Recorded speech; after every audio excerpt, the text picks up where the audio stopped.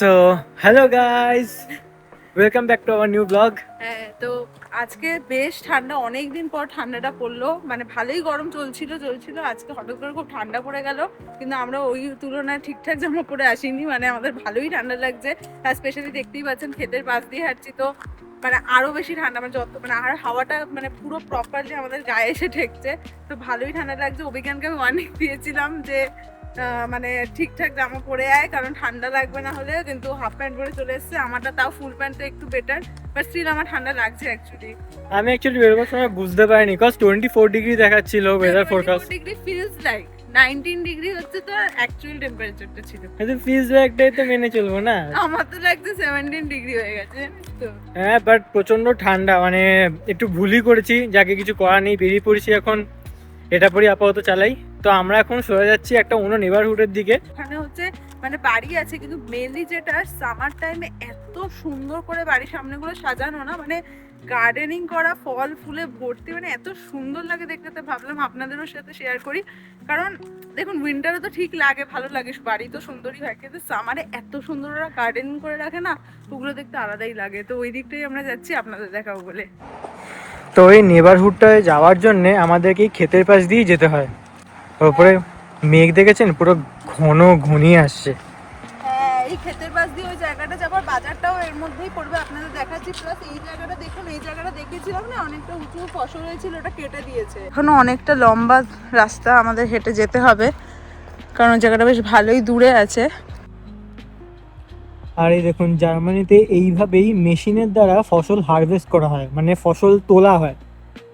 মানে একটা গাড়ি চলছে, এই গাড়িটার সামনের যে অংশটা, এখন তো লোকটি কাজ করছে, তো এই দেখুন এই আবার চালু হলো সামনের মেশিনটা। তো এটা এইভাবে ক্ষেতের উপর দিয়ে চলবে, আর যে ফসলটা তোলা সেটা এইভাবে তুলে নেবে।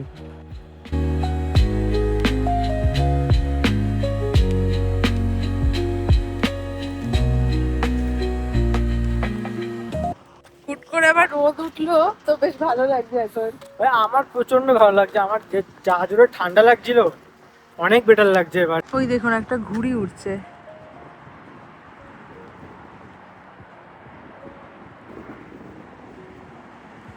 এটা কি সুন্দর করে সাজিয়েছে, আরো বেশি ছিল, এখন একটা কমে গেছে। এই পিঙ্ক ফুল মানে রোজ গুলোকে দিয়ে দেখুন কি সুন্দর সাজিয়েছে।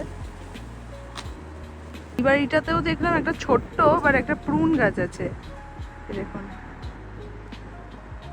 ছোট হলেও অনেক হয়েছে। আমি যা বুঝলাম প্রুন গাছ ছোট হোক আর বড় হোক, অনেক কটাই হয়। হাঁটতে হাঁটতে দেখলাম একটা বাড়িতে, দেখুন কত কটা আপেল হয়ে আছে, জুম করে দেখাই কি, দেখুন কয়েকটা লালও হয়েছে। এই দেখুন কয়েকটা পাখি এসে খেয়েও নিয়েছে। এই দেখুন আবার একটি পুরন গাছ আপেলের পাশেই রয়েছে। এই গাছটায় দেখলাম আরেকটু এগিয়ে পুরো লাল আপেল হয়ে আছে, দেখুন কি সুন্দর লাগছে।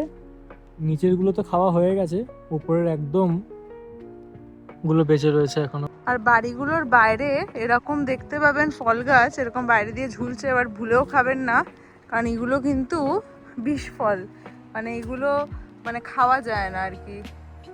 কিন্তু দেখতে কিন্তু খুব লোভনীয়, চেরির মতোই খানিকটা লাগছে, বাট এটা একদমই খাওয়া যায় না।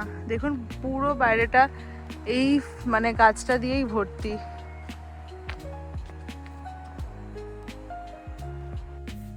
এই দেখুন চলতে চলতে কি দেখতে পেলাম, এটাকে না ক্র্যাব অ্যাপেল বলা হয়। দেখুন যেমন ক্র্যাবের যেরকম গায়ের যেরকম কালার, ঠিক সেরকমই দেখুন অ্যাপেলটারও গায়ের কালার। এগুলো না ইউজুয়ালি একটুখানি টক হয় খেতে, আর মেনলি জেলি জ্যাম এইগুলোতেই ইউজ করা হয়। বাড়ির এরিয়া লাল বাড়িটা দেখুন, মানে খুব ইউনিক লাগলো, কারণ এখানে জেনারেলি এত কালারফুল বাড়ি হয় না, মানে এরকম রেড কালারের বাড়ি তো একদমই দেখিনি, বোধহয় এটাই ফার্স্ট দেখছি। আবার বাড়ির সামনে কিরকম সিংহ, এটা কি কোনো ইন্ডিয়ানের বাড়ি কে জানি, আবার সিংহ রাখা বাড়ির সামনে, মানে এরকম মানে মূর্তি আর কি, তাই জন্য বেশ ভালো লাগলো। আর এই বাড়িটার সামনে দেখুন কি সুন্দর পাথর করে রাখা, যাতে ঘাস টাস না ওঠে, মেনটেনেন্স কম করতে হয় জেনারেলি। আর একতলাও ছিল। এই বাড়িটা দেখুন কিরকম একটা কটেজ টাইপের লাগছে না, আর পোস্ট বক্সটা কি সুন্দর, এই দেখুন। আর সামনেই একটা বিশাল বড় গাছ। ভাবছিলাম সোজা যাবো, কিন্তু ভাবছিলাম এই দিক দিয়ে ঢুকে যাই, এদিক দিয়ে আরো কত সুন্দর সুন্দর জিনিস দেখানো হয়েছে আপনার সাথে। এই যে গাছগুলো এখন কত সুন্দর। মনে আছে এই গাছটার তলায় দাঁড়িয়েছিলাম আর বৃষ্টিতে ভিজতে হয়নি। ভাই আলাদাই ছিল, এখন তো অনেক পাতা কমে গেছে।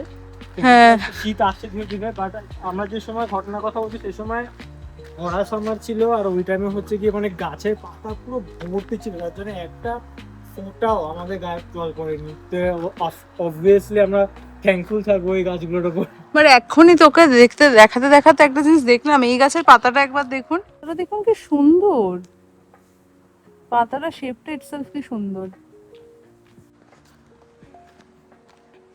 এই ইয়েলো বাড়ি যেখানেই থাকে আমার বেশ সুন্দর লাগে। এই বাড়িটার সামনেটা দেখুন কি সুন্দর করে সাজানো, ওয়াও জাস্ট দেখুন। আবার গাঁদা ফুলও আছে দেখুন, কি দারুণ লাগছে, কত কটা ফুল দেখুন বাড়িটার সামনে হয়ে আছে, এখানে গাঁদা ফুলও লাগানো। এটা দেখুন সামনে হচ্ছে রাস্তা আর এই দুপাশে ফুল দিয়ে সাজানো, কি ভালো লাগছে ব্যাপারটা। এই বাড়িটা বেশি ফুল নেই বাট রোজগুলো কি সুন্দর লাগছে দেখুন। এই বাড়িটাও দেখুন সামনে হলুদ ফুল সুন্দর, আর এই বাড়িগুলো খুব ছোট ছোট হয়। আর এইখানটা দেখুন, আই থিঙ্ক এটা আঙুর গাছ, বাট আঙুরগুলো কই রে, শুকিয়ে গেছে গরমকালে, উঠে গেছে না। কি বলছিস, আঙুর তুলে নিয়েছে মনে হয়। তুলে নিয়েছে, হ্যাঁ। হ্যাঁ একটাও আঙুর নেই, থাকার কথা কিন্তু। হুম। এখন গেটার সামনেই আবার পাশে একটা খুব সুন্দর ফুল লাগানো, এখানেও গাঁদা ফুলটা লাগানো, এই দিকটা দেখছি খুব গাঁদা ফুল লাগানো আছে। আর সানফ্লাওয়ার গুলো কত বড় বড়। আর এখানটাও দাঁড়ান দেখাচ্ছি একটা জিনিস, সাইডেও কত সুন্দর গাঁদা ফুল লাগানো। এখানে যে গাঁদা ফুলটা পাওয়া যায় আর লোকে যাতে ইউজ করে সেটা আমি জানতাম না, আমি ভাবতাম ইন্ডিয়াতেই জেনারেলি পাওয়া যায়। দেখুন বাহ, পুরো ফ্রেশ। এই দেখুন রোজের কালারটা জাস্ট একবার দেখুন, কি সুন্দর লাগছে, বাড়িগুলোর সামনে ফুলে ভর্তি। আমার একটাই জিনিস মনে হচ্ছে, কারণ ফুল আছে মানে মৌমাছিও আছে, আর মৌমাছির মাঝখান দিয়ে এরা কি করে বেরোয়, ওদের তাড়া করে না? তোর কি মনে হয়? দেখ, সত্যি বলতে আমার নিজের কোনো আইডিয়া নেই, বাট একটু তো রিস্ক থাকে অফকোর্স, বিকজ আমি অল টাইমই দেখেছি যে সমস্ত বাগানে, ধর এখানকার যে বাগানগুলো রয়েছে তো সামনে অনেকই মৌমাছি রয়েছে, বাট হ্যাঁ তার মধ্যেও এইভাবেই বেরোয়, নিশ্চয়ই জানলা অল টাইম বন্ধ করে রাখতে হয়। ওয়াও, জবা ফুলটা দেখ কত বড়। আর এই বাড়িটার কালারটা দেখ, আবার একটা ইউনিক কালার বেশ, আর সামনে রাস্তার দুধারে ফুল, পাও জবা ফুলটা দেখুন জাস্ট কত বড় বড় রে জবাটা, বাহ, অনেক বড় জবা ফুলটা। এই বাড়িটা দেখুন ভিতরটা কিরকম একটা লাগছে না?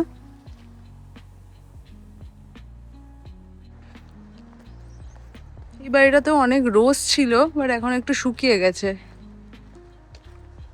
এই দেখুন চেয়ারে কি সুন্দর ডেকোরেশন করে রাখা, মানে এগুলোর কোনো দরকার নেই বাট স্টিল ওরা কতটা এফোর্ট দেয় আমি ভাবি। তো বাড়িগুলোর সামনে থেকে এখন ঘুরে ব্যাক করছি আমরা, আর এবার আমরা যাচ্ছি একটা গ্রসারি স্টোরে, আর সেটার নাম হলো নর্মা। আর এই গ্রসারি স্টোর আগে আমরা কখনো ভিডিওতে দেখাইনি, তো অফকোর্স সমস্ত গ্রসারি স্টোরে কিছু স্পেসিফিক মানে কিছু ভিন্ন ভিন্ন ব্যাপার থাকে, ঠিক আছে, হোপফুলি কিছুটা দেখাতে পারবো আপনাদেরকে। তো চলুন যাই এবার গ্রসারি স্টোর থেকে যেগুলো দরকার সেগুলো নিয়ে নিই। ওই যে দেখছেন ওই সবটাতেই আমরা যাব, এই যে নর্মা। এই সেই ক্ষেতটা যেখান দিয়ে আমরা হেঁটে হেঁটে যাচ্ছিলাম, আর তার পাশে এই হচ্ছে কি আমাদের গ্রসারি স্টোরটা। আমাদের শহরটা কি অদ্ভুত না? এই ক্ষেত, তার পাশে একটা ছোট্ট একটা গ্রসারি স্টোর, যেখানে আবার সবাই গাড়ি করে আসছে, এসে আবার জিনিসপত্র নিয়ে যাচ্ছে। আমরা যদি পায়ে হেঁটে যাচ্ছি সেটা আলাদা ব্যাপার, বাট চলুন ঘুরে দেখি কেমন লাগে।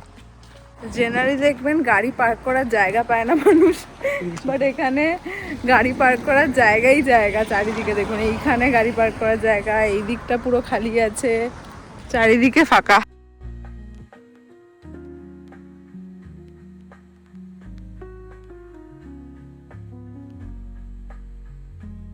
এই দোকানটায় আবার উল পাওয়া যাচ্ছে, কত বড় রে, বাপরে। 3-4টে সোয়েটার তৈরি হয়ে যাবে।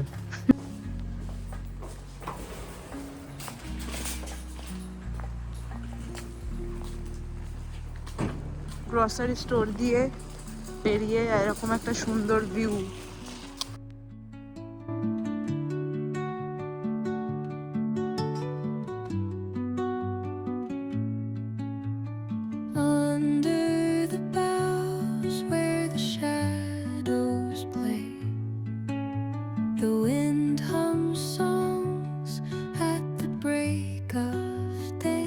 তো হয়ে গেল বাজার করা, বেরিয়ে গেলাম, পিছনে নর্মা দেখতেই পাচ্ছেন এই যে হয়ে গেছে। তো এখন ফিরে যাবো আবার বাড়ির দিকে, কারণ অলরেডি 8টা বেজে গেছে। তো আজকের ব্লগটা এত অবধি থাক। হোপফুলি আমাদের ভিডিওটা আপনাদের ভালো লেগেছে, আর আমাদের যদি ভিডিওসগুলো আপনাদের ভালো লেগে থাকে তো please like, comment, subscribe, share সমস্ত কিছু করে দেবেন। আর খুবই জলদি দেখা হচ্ছে with a new blog within a few days. ততক্ষণের জন্য বাই।